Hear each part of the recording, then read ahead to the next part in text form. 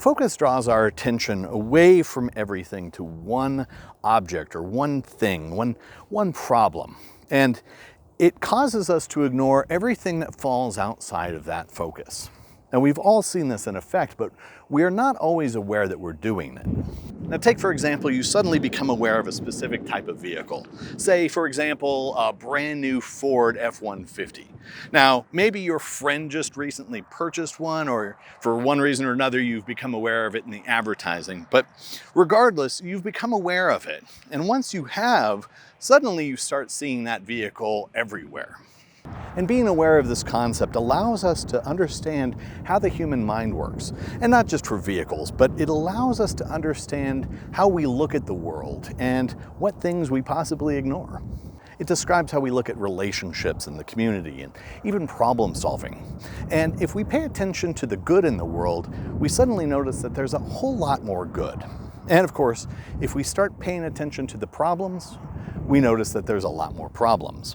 Now, paying attention to problems is an important part of life, but if we take it too far, this can lead to depression and just a feeling of being overwhelmed. But the thing is, we often see people struggling with problems while ignoring certain realities from the world. Now, don't get me wrong, I don't blame them for this at all. It's simply that they learned or that they were taught to pay attention to the problems more than the solutions. For example, there's this idea that in humanity, we are constantly battling with a scarcity of resources. It's the idea that we have to divide these resources amongst the population. And it's the idea that if one person gains a resource, clearly that means someone else must lose that resource. And you'll see this echoed in a lot of conversations, from the limitations on oil to the distribution of wealth.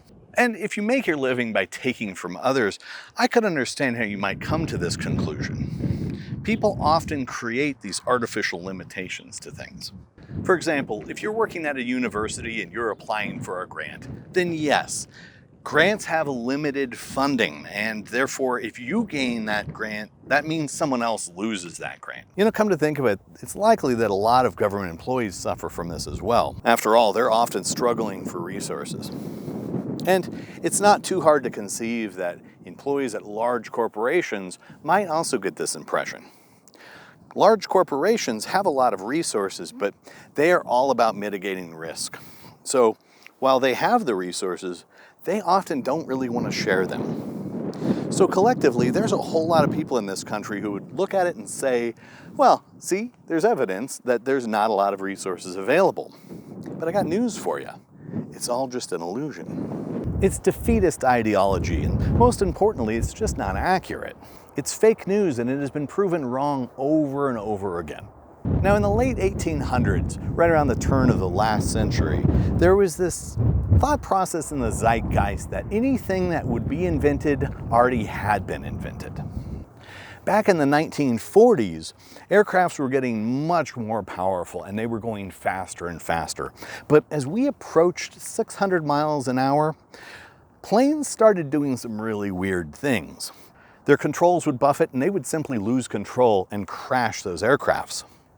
This is something that became known as the sound barrier, and there was no way we were getting through it.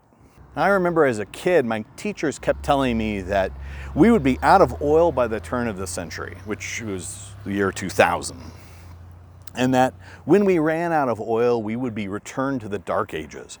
A terrifying thought. As far back as I can remember or research, the world has always been just about to run out of something. Panic was right around the corner and there was about to be chaos in the streets. But there's something that all of these examples completely disregard, and possibly the most important takeaway from all of this. The thing that they overlook is the power of human innovation.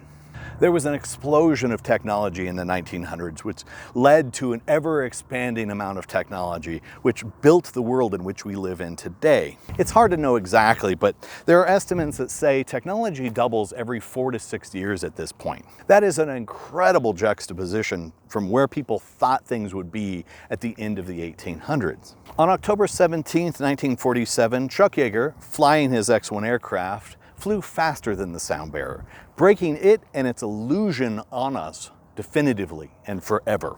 Fearmongers said that we would run out of oil, but then along came fracking technology. And I don't know if you've noticed, but we are not living in the Dark Ages. Time and time again, we keep coming up against these so-called insurmountable obstacles. And time again, we keep breaking right on through them. And yet, we keep falling for the same old story. We keep believing that there are limitations to what we can achieve. Either we're not paying attention to this pattern, or someone has figured out that there's a lot of money to be made by selling us this fear and panic. If you can convince people that limitations are the normal way of being, then you can easily lift yourself above the crowd and become a hero simply by pointing out what should be pretty obvious. I don't know, maybe there's a lot of money to be made from this sort of fear-mongering, but I like the idea that together we can build a better future for everyone.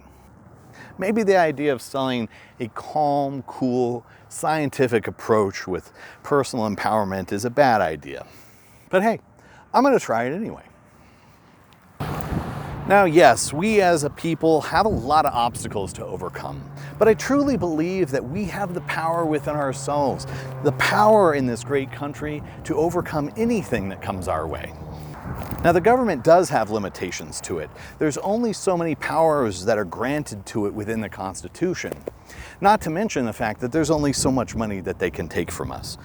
Even if you factor in taking all the money from the rich people, there's simply not enough money to go around to solve everyone's problems.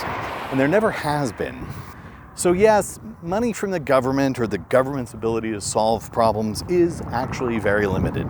But we, as true blue, red-blooded Americans, we have no such limits. We are by definition limitless. Not only do we have an innate ability to crash through barriers, but there's an entire universe out there so massive and so plentiful that we could barely even comprehend it. And obtaining those resources is a very real possibility. We've landed spaceships on comets, we've dug on the moon, and we've sent probes beyond the solar system. But beyond what we've been able to achieve so far, we have something that truly makes us great, and that is our economic system. We have a system in place that rewards people for solving problems. Now, in a free market, when a problem grows large enough, there's always money to be made by solving it. All we need to do is pay attention to the problem and conceive of a solution.